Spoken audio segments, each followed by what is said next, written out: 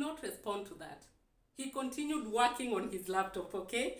And that's wisdom. After close to a decade of marriage, you know what to ignore, you know what to respond to, you know what to get busy with. And I think he knew this conversation is not going anywhere, and so he let it die a natural death. It happens, okay?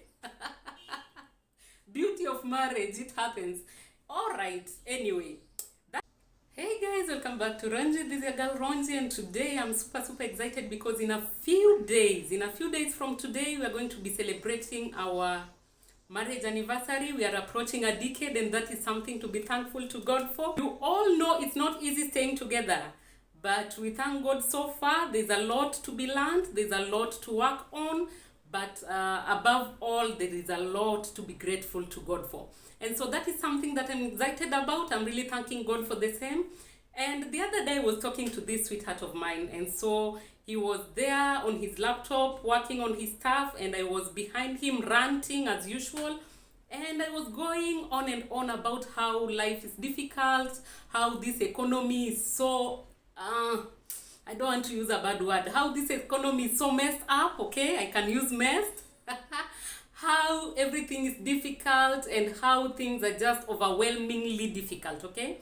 And so I went on, and when I paused, because we pause, my kind, we pause when we're speaking, we don't finish.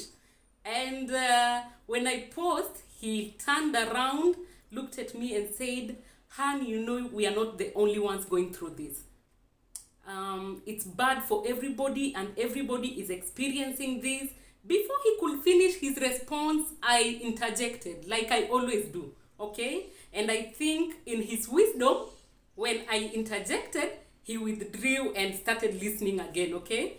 Or was he not even listening? I don't know. You know, after sometimes in marriage, when you know you have a crazy one, like I am crazy, you sometimes don't even listen to the entire conversation, okay? So before he finished his response, I interjected and said, "How is knowing that everybody is going through this a consolation to me? How is that supposed to help me?" And I had that attitude with that, you know, a sound of like, so what? So what if everybody's suffering? So what if everybody's having it difficult, okay? And he did not respond to that. He continued working on his laptop, okay?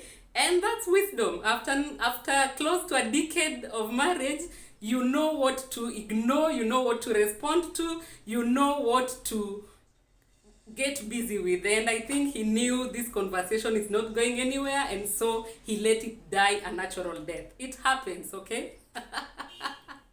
Beauty of marriage, it happens.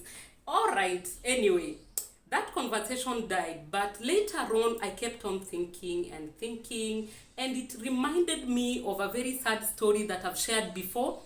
Maybe you haven't heard of it. I'm going to share it again just so that we get the lessons that I realized that evening. And it is during our first 2 years of marriage, the second year, I guess. Or is it the third? Somewhere early in our marriage, okay? When our first baby came, unfortunately, we never got to walk out of the hospital with the baby. He died on arrival, and that was really sad. It was one very low moment that we got to experience together, okay? And sometimes these low moments bring you even much closer together. I'll tell you about that another day. Today, let me just tell you about what I plan to tell you in this story, okay? And so when we went back home from the hospital, during the time we stayed at the hospital, because I had a CS, it was much lighter for me because I thought my baby is around somewhere here in this hospital, okay? But when we got discharged, that was the heaviest time of that period, because you're going back to the house empty-handed, and you left with a lot of expectations, with a lot of, you know, excitement, a lot of love. You know how it is. So after we got home, you know how it is with our African culture. People come to visit you, neighbors, friends, relatives. They bring their pole, and that's acceptable. That's one thing we really appreciated. And people console people differently, all right? People say things intending to console. Some do console, some don't make sense at all right?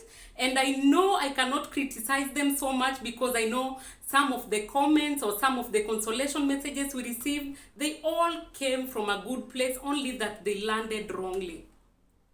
All right? There is this one comment that I remember somebody said, you should be grateful that your baby got to leave you very early, instead of if he would have died when you've bonded and when he's grown. That statement made a lot of nonsense. Still does up to today. But I'm not holding on to it, because I know it came from a beautiful place of trying to console and trying to make the situation lighter, okay? And so among the people who came to console with us was my mother-in-law and her sister. They traveled all the way from Homa Bay just to come and say pole to us, all right? Other people also traveled, but I remember this particular case because it is one thing that I remembered after the conversation I had with my friend, okay? And so one of the things my mother-in-law's sister, who is also my mother anyway, Mom Ruth, said something to me. She said, as a woman, I've also had losses. I've buried children. I've buried an infant whom I never got to walk out of the hospital with. In fact, when she put it in a vernacular, it landed even deeper. She said, na woke hospital gibesen kende. Meaning she walked out of the hospital only with the basin she had gone with. And that is sad. That is sad. But she continued saying, I've buried an infant baby and I've buried a whole adult. A baby who has gone through all the milestones and phases of life, education, and had not just a job, but a good job, all right? And she said, between the two deaths, up to this day, I cannot tell which one pained more, because the pain is the same. I have to pause because that makes me feel a little bit emotional. At the moment I was going through my loss, I felt like, am I overdoing? Sometimes you sit and feel sad and then you think, or I shouldn't be this sad. That moment of confusion and uncertainty. When she said that statement, I felt vindicated in my feelings and in my emotional discomfort. That statement healed me, and it touched me because it validated what I was feeling at the moment. It validated my pain. It validated the loss that we were going through. It carried in it a lot, including hope. Because as I looked at her even at that moment, I was seeing an accomplished woman, a woman who has raised a lot of beautiful kids. And it gave me hope that even though I'm going through a loss, I'm not the only one, or I'm not the first one, or rather I will not be the last one to go through this kind of loss. These things happen. And it gave me hope for a brighter future, a brighter, fertile future, which happened. I thank God. We are blessed with children and they make us so happy. My point is, sometimes knowing that somebody is going through the exact thing that you are going through is a consolation.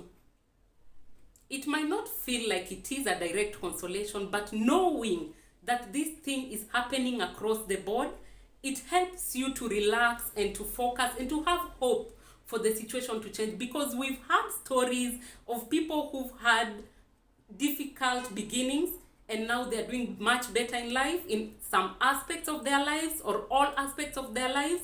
People who didn't have hope in their marriages and now they're doing absolutely very well. People who didn't have a financial standing and now they are on top there, setting paces and stuff like that. When you know that whatever it is you're going through is not a new thing and you're not the only one going through it, it gives much consolation and it adds something to it. It gives a lot of hope for you to hang on and deal with it and to look forward for a better future, which is what I did.